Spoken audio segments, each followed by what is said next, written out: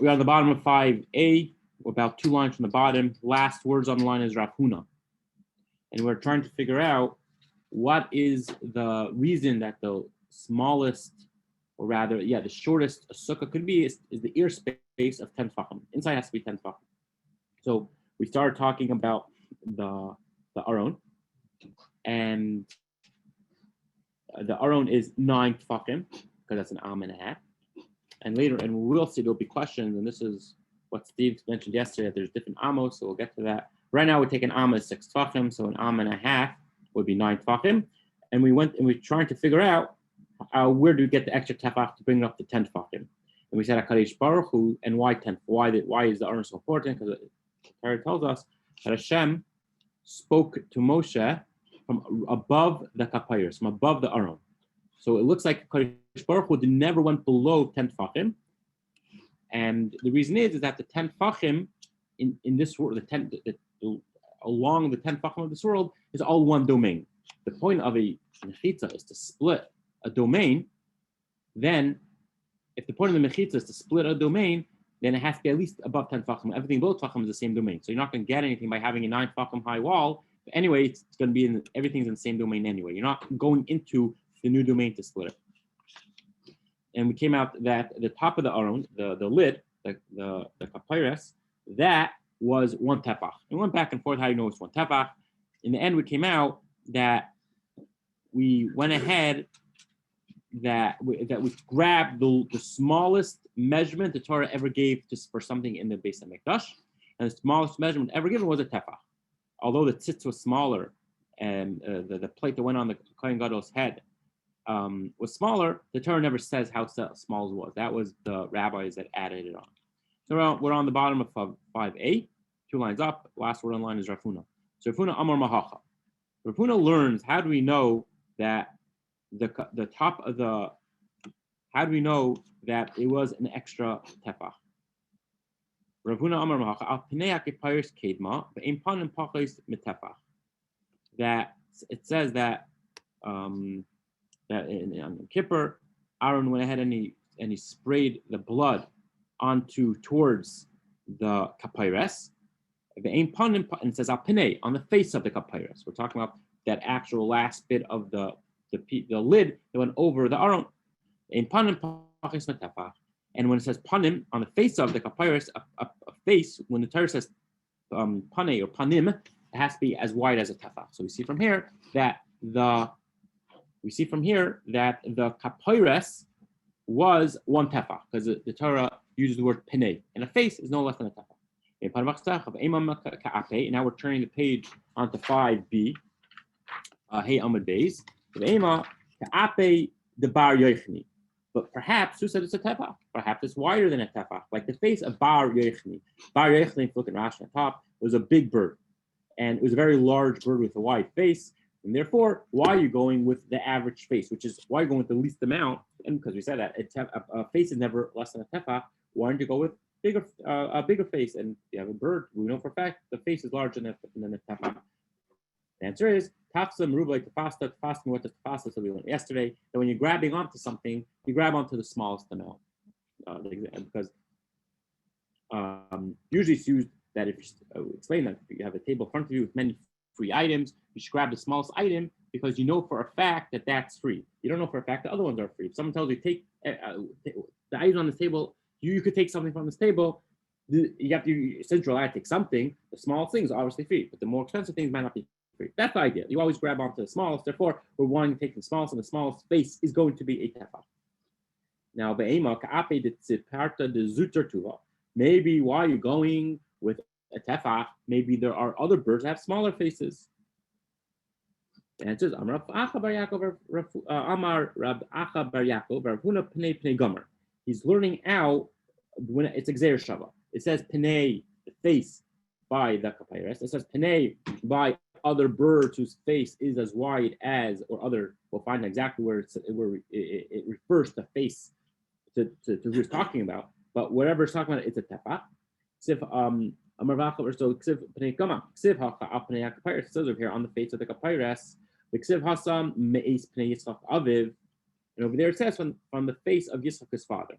that was talking in Bereshit with Yaakov. So we're doing Zeh Shava, Pnei, face. It doesn't say face by a bird. It says face by a human. And the smallest human's face is a tefach. Therefore, it says face by the covering of the aron. So that's going to be 1 tefach, which with the aron itself is 9 tefachim. That brings us to 10 tefachim. And we're learning out that 1 tefach from the Zeh Shava, a Pnei, a face by Yitzchak.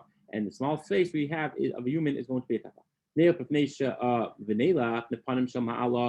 we should learn that from the face of Ma'ala, of something that described Hashem. I saw the face of Hashem, and He showed favor to me. Again, and then we will assume the face of HaKadosh Baruch Hu, the quote-unquote face of HaKadosh Baruch Hu, whatever that means, is going to be larger than a tefach. We always grab onto the smallest one, therefore it says Pnei by a human, by Yitzchak. Therefore, we will grab onto that, and the smallest human's face is going to be a tefach. Neach mikruv. Maybe we should learn out from the kruv itself, the angel sitting on top of the papyrus, and that was less than a tefach. The chassid writes, "Al papyrus hayu pnei hakruvim." On top of the papyrus was the face of the kruv. In Amar v'Achabar Yaakov, Yomiri ein pnei kruvim. So we would assume that since these angels, these cherubs were children, we could assume they're smaller than a tefach, or I think we know for a fact they're smaller than a tefach. The answer is no. We have halacha Moshe Sinai, a halacha passed down from Moshe on Har Sinai orally, that the face of the kruv on top of the aron was no less than a tefach. So again, we have Pnei, and that is the tefach. So one more time, we could take when it says Pnei of referring to the cover of the aron, and Pnei, which is in this case the angels on top of the aron. That was also tefach. Therefore, we have a tefach, and there we have our last tefach to fill out to make up the tefach. Rav Huna nami mahacha gemir. Huna also learned from here. Umay kruv amar Rav. Now umay kruv. So Rav Huna also learned out just as everyone else. Now umay kruv. What is an angel? What do we mean by kruv? What is a kruv? Amar Ravo karabya. Shechem b'vav currently nuka rabya. That the kruv is a play on the words kirabya. Because in Bavel they called a child a rabya. A rabia. So therefore, kiravia is kruv. So a kruv is a child. Our last question, all this, is that it says in Yecheskel, and when it's talking about probably when he went up to Shemaim, the face of one was the face of a kruv. When we're talking about the different faces of the images surrounding the whole crown of the throne of glory. It said the pnei of one was a kruv, pnei adam, and the face of the second one was the face of a person. Hainu kruv, hainu adam. But we just learned that a kruv and an adam is the same type of face. One's a tef, they each are a tefach. So api rav api zutri. No, one was a larger face, one was a small face, but the small face was a tefach. Okay, so we're coming out another way to learn how we know that cover of the aron was 1 tefach. Now, our question is, we have a following question. How do you know that the schach, we said before that the schach is going down into the sukkah. If you have a sukkah exactly 10 tefachim, and you have schach coming down, it could come to invalidate the sukkah because now I have less than 10 tefachim airspace, because I have schach in the airspace. Maybe it's 10 tefachim with the schach. Because also, remember, it makes sense. Because if you're learning the 10 tefachim from the actual aron, which is 9 tefachim, with the cover of a tefach, so we can equate the cover with the schach. So it should be 10 tefachim, it should be 9 tefachim of airspace, and you should be allowed to have 1 tefach of schach.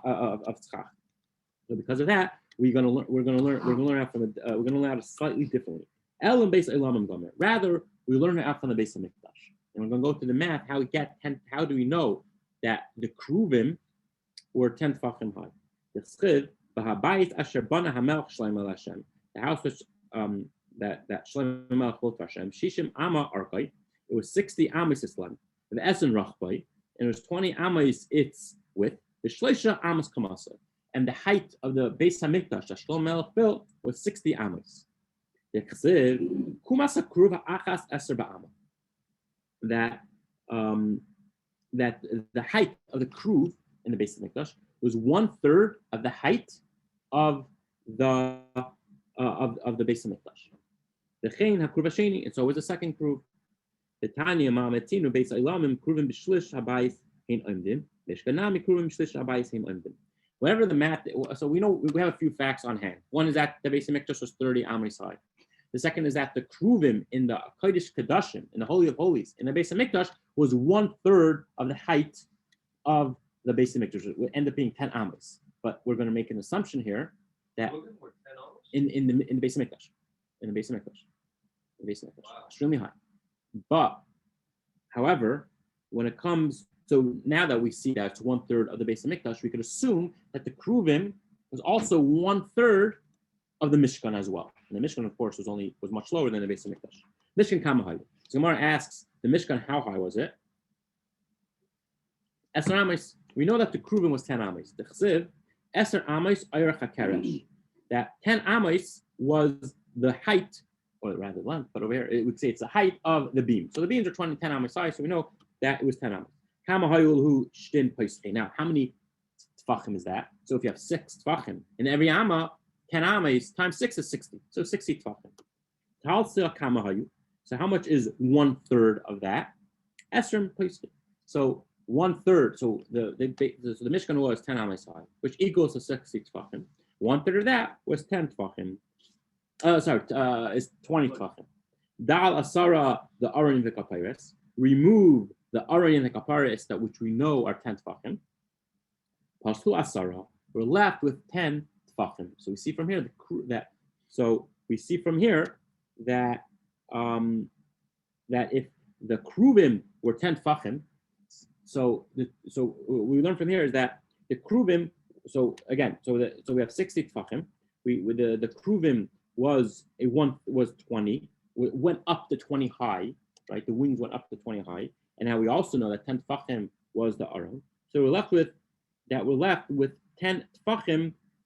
That the kruvim were going to be 10. The kruvim were 10 tfachim high.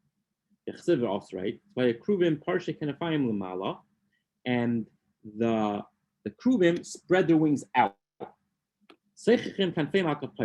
This is where we're going to learn from that they spread the wing out over the Aron HaKodesh. So the wings are spread out over the Aron HaKodesh. The kruvim kanfei lamala. Sechim kanfei al-kapayros. Sechim kanfei al-kapayros. Kriya rachmanas chacha lamala ma'asara.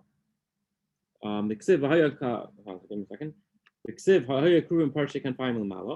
Sechim kanfei al-kapayros. So we see from here that, and so we know that the aron is 10 tfachim high, and we know that the kruvim went ahead and the kruvim themselves. So we know the kruvim were 10 tfachim. We got the math right. The kruvim was for sure 10 tfachim. At least the kruvim reached 10 tfachim. The kruvim, the height of it. Let's read this. The height of the kruvim was 1/3 of the Mishkan. That's going to get you to 20 tfachim. We know the Aron HaKodesh was also called 10 tfachim. So therefore, the kruv itself was left at 10 tfachim. And we know that so you have the body of the kruv, you have the wings going over it, and we could assume, we're going to say in the Gemara, let's go ahead. The Gemara is going to explain that the wings we could assume were the exact height of the head, at the top of the head. That's 10 tfachim. And we call that schach. They were, and the Gemara, the Torah writes, Seichim kanfeim. It was a schach over it. So we see that we could only call something a schach, a covering, which is 10 tfachim high, because the kruvim themselves are 10 tfachim high from the base of the Aron HaKodesh. So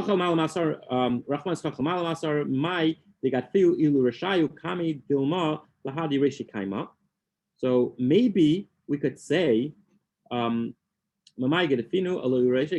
maybe we want to say that who said the wings, that how do you know that the wings were 10 tfachim high? Maybe the wings dipped down. Maybe they went below the 10 tfachim height of the head of the kruvim. It says it was above. So we know that the wings were above the head of the kruv. The kruv was 10 tfachim high, and the kruv and the wings were called schach. We give it a name of schach of a covering when it's 10 tfachim high. I'd aim at the midli tuva. Who said? Maybe the wings were way above the head of the kruv, and maybe it was 20. Maybe you reached, I don't know. Maybe you reached more than 10 tfachim high. Maybe it was 15 tfachim high. The answer is Miktiv Lamal. It doesn't say it was very high. It was high. So you could assume that the wings were right above the head of the kruvim, but not anything higher than that. That's how we get to the 10 tefachim. So the Torah says that something which is covering, we call something 10 tefachim high a covering, and we figured out that it was exactly 10 tefachim high. So that is another way how we figured out that a sukkah has to be 10 tefachim, or a schach has to be at least 10 tefachim high. We call to be called something for the schach to be called a proper covering has to be 10 tefachim high. So Hanicha, the Rab Meir, the Amar Kol Amis Hayubeininus. This is good according to Meir that all the Amis is called Beininus, that they were 6 tefachim 10 amma. However, El Rav Yehuda Damar Amma shall binyan shisha tefachim, shall kalim chamisha. According to Rav Yehuda, that's at the building in the Mishkan. The Amis for the actual structure was 20. Well, is 6 Amis. So therefore, the Mishkan was 60 tefachim high, 10 Amis times 6. But for the kalim, for the utensils, that was 5 Amis. My ikal meimar. What are you going to say? Yeah. Oh, I'm sorry. First word of the line wrong right now. Ikal meimar. Okay, thank you. About 15 lines up. And my ikal meimar. What are you going to say? Because now we have a big problem. If that's true, if it's 5 tefachim to the amma, how tall was the aron? Temena upalga pashulu chad sadi upalga. Now you have to start doing your math. That the aron was only 8.5, because the aron was an amma and a half. If each amma is, according to this man, the amma is 5 ammas. That's 5. So 1.5. So 1.5 times 5 is going to be 7.5 plus the extra tefach that we learned. So it's going plus the extra tefach. So getting to 8.5. So now let's work backwards. If it's true that the kruvim, the angel, the cherubs in the Mishkan was a third of a 6 amma, 6 tefach per amma, that means that doesn't change, right? That the kruvim in the Mishkan were always going to be 20 tefachim high, but the aron was 8.5 tefachim high. That leaves us an airspace between where the wings hovered to the aron. That was 11.5. So according to this, sukkah should be, in order to be called schach, it should be 11.5, not 10.5. So now we're in big. So according to Rabbi Yehuda, this whole math just got us into big trouble. It's not 10 tefachim high. The sukkah has to be 11.5 tefachim high. Allah Rabbi Yehuda, this is going to be our last answer. That according to Rabbi Yehuda, talach l'maishim misina. 10 tefachim. We're not going to learn out from the aron. We're not going to learn out from the cover. We're not going to learn out from the wings of the kruvim in the Kodesh Kadashim. Rather, it's talach l'maishim misina. Amar Chia bar Asi Amar Rab shiurin, measurements, chatzitzin, and mikvah, umachitzin, and walls like a mechitza. Halacha l'maishim misina. All 3 things, measurements in the Torah, the halachas of a chatzitza of a mikvah, of when one goes into the mikvah, they can't have any foreign objects on them, and mechitza and walls are all halacha l'maishim misina. And now that's what we're about to go into. We're about to go into a pretty length, about could be a daf of different ideas of how to prove that each asking how do you know these are halacha mishinais, we learn it in the Torah itself. Right, that's the difference. Halacha mishinai is something which was given orally from Hashem to Moshe, passed down to the generations. Something when we'll see whenever the Gemara writes da'araisa, I mean to say it was written in the Torah. That's always going to be the conflict. Is this thing halacha mishinai? Is it an oral tradition, or is it something which is actually written in the Torah? Now, that's our first question. Shiur and daraisa in it, but shiur and measurements are daraisa. It was written in the Torah. Because it writes, and it's not halacha l'maishim mishinai. It's not an oral tradition. Because it writes, Eretz Chita, the land, when we're singing the praises of Eretz Yisrael, Eretz Chita, a land of wheat, the Sa'ira and barley, the Geffen and grapes, the Te'ina and figs, the Rimain and pomegranates, Eretz Zayis, Shem and Udvash, a land of oil and honey. Amar Rav Chanin, every single item in this mentioned in this pasuk, we're going to utilize for measurements in the Torah. The size of a wheat kernel is for a nega, which we'll see in a minute what that is, connected to tzras. We're going to explain. We're about to explain. Learn. If someone enters a house which has a nega, which has tzras, which was verified by a kohen and made impure because of a tsaras on the walls, and you're carrying vessels in your hand, or you're throwing vessels over your shoulder, the sound of it, and you're carrying your shoes and your ring, it's not on your finger, your shoes are not on your feet, rather you're carrying them. You're tamei right away, without any waiting at all. Based on a pasuk, anything that comes into the house is going to be tamei. We're turning to the top of Vav Amid Aleph, 6a. However, if one goes ahead and is wearing his kalim, or he's wearing his clothing rather, he puts on his coat, the sound of bragov, and he puts his feet, his shoes onto his feet. That's bicep, and he places the ring on his finger. Now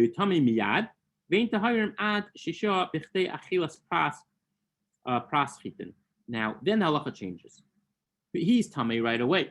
The man or woman that walks into the house, which already was set aside as a house which is tamei from tsaras, he immediately is going to be tamei.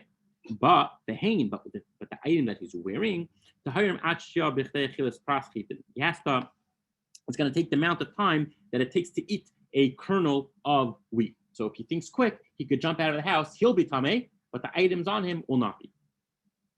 And so that is the measurement that we use chita for. That is the measurement that we use a kernel of wheat for, to tell us the amount of times to eat pas chitin. No, it's not a kernel of wheat. It's bread, but it's wheat bread as opposed to spelt or barley or oat. The amount of times to eat the measurement of a pas chitin of that type of wheat bread, then that's the amount of time it will take for him to become tamei. Now the reason that, and the Gemara is about to say, v'loy pas sa'ir, and not barley bread, because apparently when it comes to pas sa'irin, it takes a little longer to eat than wheat bread. But that's the reason. That is the first measurement used in this pasuk. We said wheat, so the bread made of wheat is eating the size of a pras that it takes to eat pas chitin is the amount of time it will take for an item to become tamei that you're wearing when you go into a house which is set aside for set aside that it was already tamei, pure from tsaras. Now, now we're going on to barley. So the second type of food brought down in this verse was sa'ira is barley. So where's barley brought down in measurements in the Torah? Sa'ira tanan etzem kisa'ira, a bone the size of a barley kernel. Metame b'maga, now we're talking about a dead human. Etzem kisa'ira metame b'maga is metame with touching, matzah with carrying, but ain't metame b'oil. However, that size is not tamei in an oil yet. An oil is the idea when you're in a house and there's unfortunately there's a dead body in there, the entire house gets filled with tumah. And instead of going straight up, it gets spread all over. But what size of human remains have to be there? That has to be much larger. It has to be a full limb, or it has to be a full bone. Anyway, the point is that it won't be included in as small as a kernel of barley. However, if you touch it or you carry it, then it will be metame. So there we have the uses of measurement. The uses of measurement in the uses of measurements for mentioned in the Torah for barley. Te'ena, a fig, kigagreres lahitzi b'Shabbos. That halacha is that the size of a gigaris, which is a dried figs, that's the amount that it takes to be chai for carrying on Shabbos usually. Remind a pomegranate, where is that used in measurements in the Torah Tanan? Kol kli bal batim shiun k'remaynim. That all, again, this is a pasuk, so we see it's not a lachal meshim sinai. It's brought down as a verse. It says kol kli bali batim shiun k'remaynim. All the halacha is that in order for if you have a vessel and it is going and it's impure, how do you purify it? The answer is you break it, make a hole in it. Now no longer has the utility of a vessel, and therefore the impurity is shed from it because you can't no longer call it a vessel. You patch it up, and you have a pure vessel. Now, when it comes to Bali Batim, meaning just people, regular running, not merchants, just regular people in their house, it will take up until the size of a pomegranate in a kli, in a vessel of a hole the size of a pomegranate to be considered unusable and therefore now pure. You got rid of its impurity. If it's a merchant or they're selling it, then it's a much smaller hole because no one's going to buy a broken vessel that has a hole in it. But if you have one at home, back then it was, they just didn't throw things out. They use everything till the last second. They utilize as much as they could, and therefore it's up to a pomegranate. It takes a hole up to pomegranate to be render a vessel useless and by therefore impure. Eretz zayis shemen. Where do we utilize the zayis shemen, the oil of the oil of olives? Eretz shechol shurim kazesim. Now that is all over. Wherever the default shear, the default measurement in the Torah is a zayis, is a kazayis, is the size of a olive. So that one's easy. Kol shiura salka. Fine. That's what we're up to. Kol shiura salka daita ha'ika hani. Now, kol shiura salka daita ha'ika hani damrina. How could you? Now we're just throwing this in. Like, what do you mean that every single shear in the Torah is like a zayis, is based on an olive? We just brought down at least 5. I didn't count, but at least 5 cases where it's not like a zayis. We have the wheat kernel. We have the wheat based on the bread, and you have the wheat, and then you have the barley kernel, and then you have the pomegranate. So what do you mean by that? I mean it says like most of the shiurim in the Torah are like a zayis. Okay, that took care of that. The vash, the last is the honey. Now, when we say honey, Rashi explains we're talking about date honey. We're talking about something as sweet as honey, which is dates. So, and in order to have broken your fast, consider I've broken your fast, Yom Kippur, you have to eat a date. Okay. Alma, the rice and inu. Now, so we see from here, that's not halacha Moshe Sinai. We brought down all, we see that's all brought down in a pasuk. So every single case we brought down was based on a pasuk of Eretz Chita v'Sa'ira. So how can you come tell me it's halacha Moshe Sinai? We brought down a whole brisa proving, I don't know, what is it? Chita v'Sa'ira, Gafen, V'Tainer, Rima, and Shem, at least, I guess it's all 7.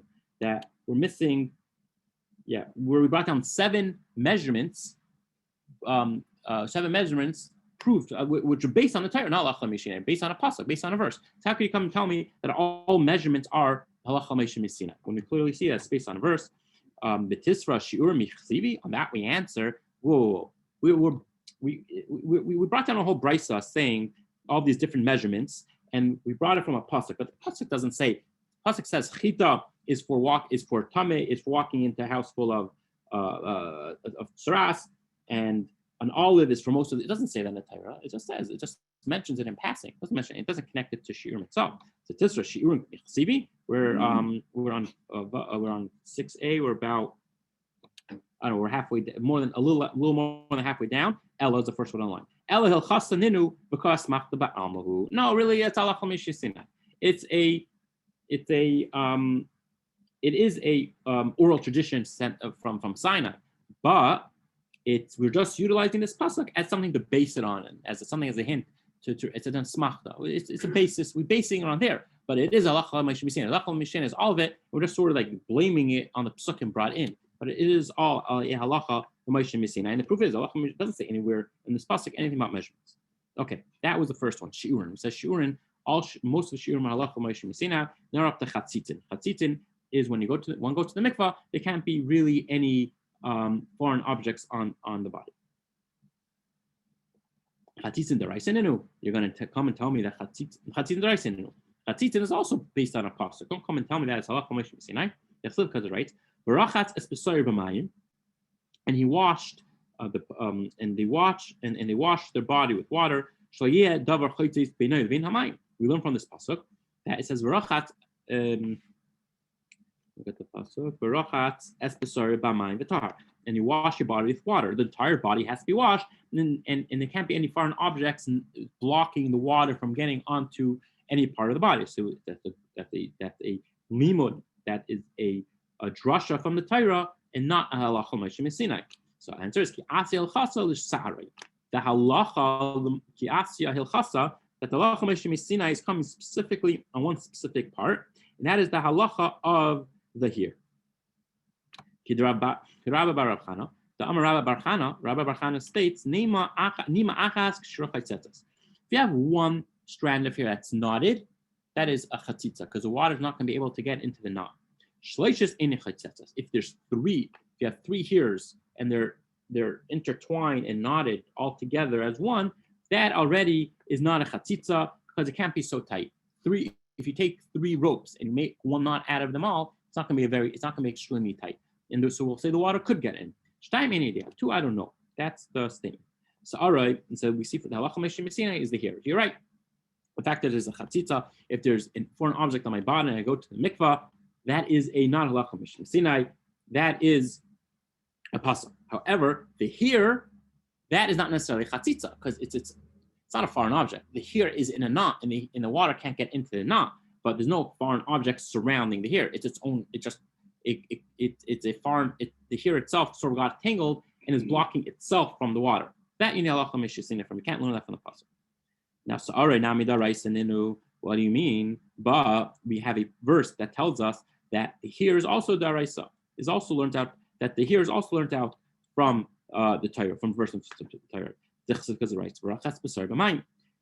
And he washed his body with water. There's an extra word there. Why do you have the? Yeah. Why do we need the pasuk? The pasuk don't. It's just a verachatz b'sar mine. Or what's verachatz es b'sar mine? Es hatafel b'sari. That es is coming to add in something which is secondary to the body. What's secondary to the body? Mine sorry. That's its hair. Its hair is something which is not necessary for the body, but it is attached to it. So therefore, what are you going to do now? We have a pasuk telling us that the hair is also.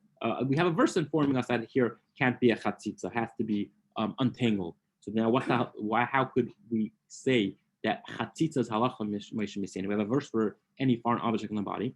We have a verse for the hair. So what do we left it? The halacha meshimesina is coming to tell you like the halacha of Rabbi Yitzchak. What does Rabbi Yitzchak say? Amar Rabbi Yitzchak. We are turning now onto Vav Amud Beis. We're turning on to 6b.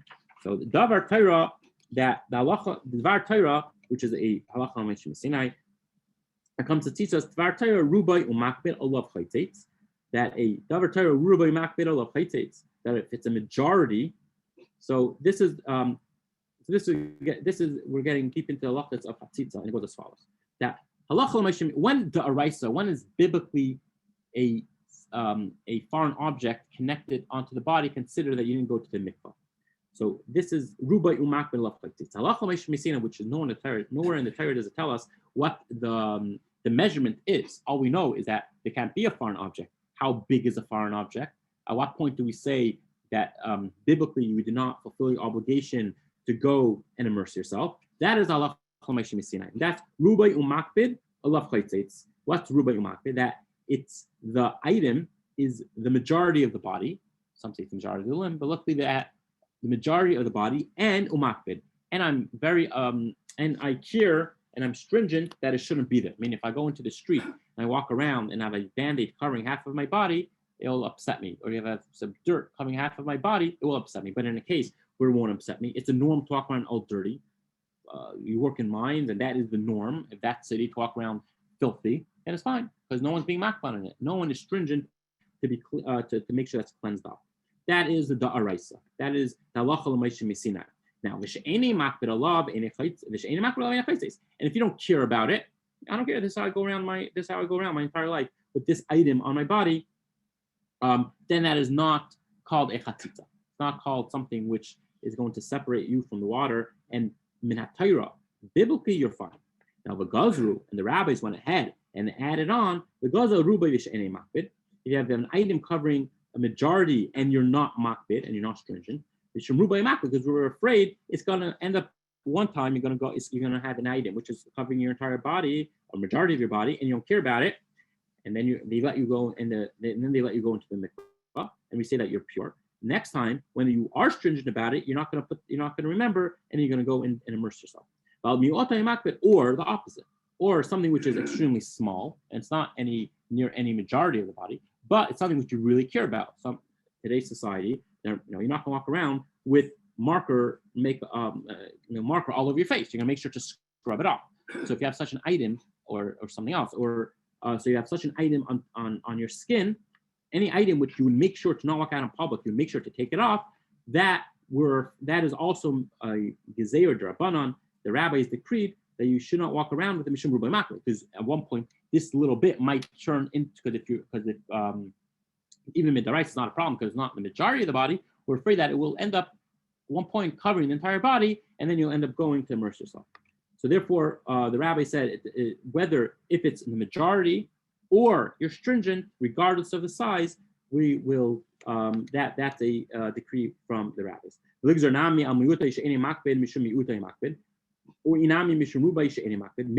we should also make a decree of go ahead and make a decree for anything. Even if it's even a little bit, which I'm not stringent for, shall cause upon, because we're afraid you're going to get to the point where it is a majority, or I am stringent. I do care about it. There's an overall halach, there's overall rule in the Gemara. We only make one decree. We only make one level decree. We don't make a two-step decree. We don't make a decree to a decree. We only make a decree to as a fence to the biblical law. But we don't make a fence to a fence for the biblical law. Therefore, we leave it. At least you have to have one. Either it's a rubai of any makbid, or it's a miyut u makbid. Now, so we covered the second one that we said that all things chatzitza, all things which separate you from anything chatzitza when it comes to the mikvah, any foreign objects in the body, it's halach mishum sinai. So it's not the body, it's not any physical item on the body, anything coming on the body, because that is a pasuk. It's not the hair, because that's also a pasuk. The halach mishum sinai was referring to the size, and if one, and telling us that it has to be large, right? And that also, which roiv usually means the limb, roiv is the limb. And also, umakben, also something which one would be very bothered to go out in public with. That's the halacha l'meishim. The last one, machitzin, walls. We said that all walls, all the halachis of walls, of height, and everything involved with it are halacha l'meishim. That we said. So, Rabbi Yehuda. That's very good according to Rabbi Yehuda. That from Hayom at Beis that we said that the entire, because of the 11.5 fiasco. Because he held that the kalim, the vessels in the Mishkan were 5 amas, 5 tachmas, 6 amas. So Yehuda fell back onto its entire idea that a mechitza is 10 tfachim is all halacha ma'ishim misina. El Rameir ma'ikol meimar. But according to Rameir, who learned it from the Kruvim, what are we going to do with him? So what's his? How does he apply this idea that all things of mechitza is halacha ma'ishim misina? Good. So what is he going to use halacha mishum saying? He used halacha mishum saying good achis. That's the idea that once a fence is started, it goes up to shemayim. The lavud, an idea that when you have any space less than 3 tefachim, we could consider the mechitza being extended, the definakuma, and for the bent wall. I think there's a good place to stop. That's over a daf. So we're going to stop here. It's a little early. Okay. All right.